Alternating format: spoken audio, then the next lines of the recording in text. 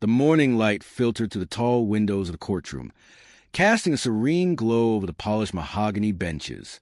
It was a place where stories of human conflict were brought to find a sense of resolution, guided by the steady hand of justice.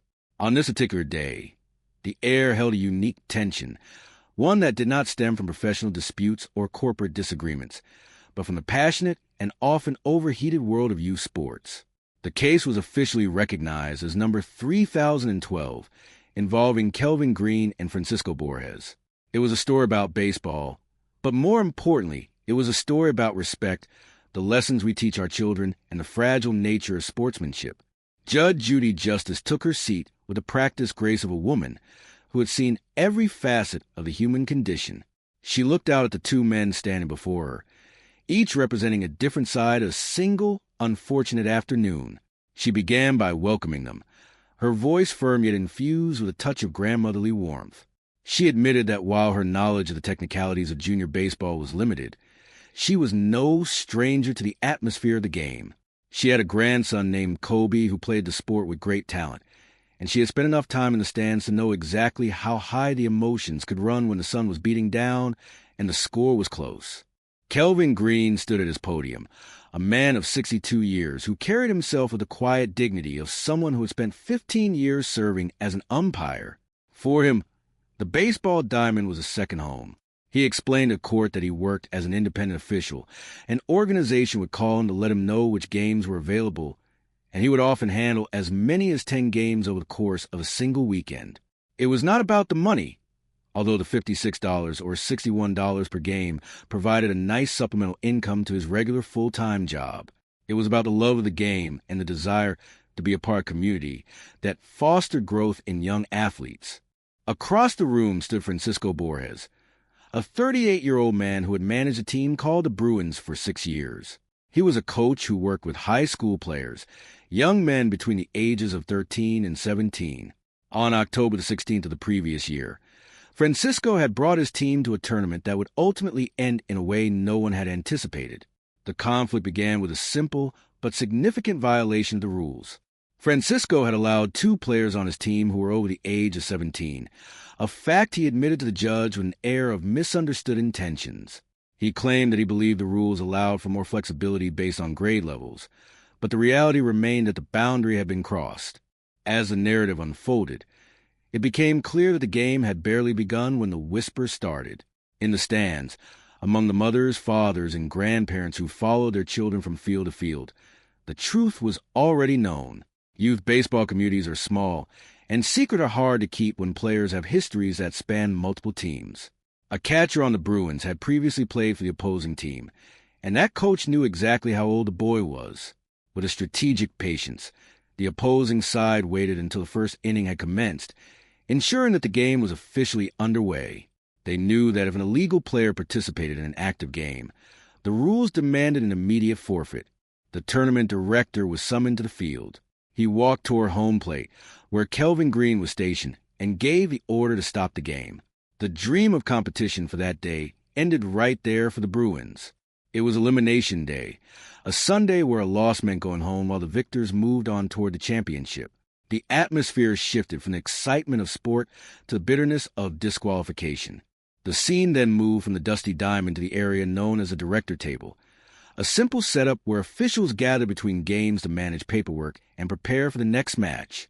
It was here that the parents of the Bruins, led by their frustration, began to demand a refund. They were not just asking for the return of the tournament fee, which amounted to $895, but were also seeking the $8 per person that had been paid for entrance to the facility. Kelvin Green was standing near the table with his son, Cameron, who was also an umpire. They were simply waiting for their next assignment when the argument escalated. Francisco Borges approached the director table, his disappointment turning into a visible heat. When the tournament director mentioned that the team was not entitled to a refund because they had been caught cheating, the situation reached a breaking point. Kelvin Green, acting as a voice of reason, stepped forward. He did not seek conflict. Instead, he sought to de-escalate the rising anger. He told the coach to calm down, reminding him that the children were present and watching. He believed that adults had a responsibility to act as role models, especially in the heat of a disagreement. But his words were met not with reflection, but with a sudden and aggressive physical response. Francisco Borges reached out and grabbed Kelvin Green by his chest protector, lifting the 62-year-old man with a force that spoke of unbridled anger. In that moment, the safety of the sporting environment was shattered. Cameron Green, seeing his father in physical danger, acted instinctively to defend him.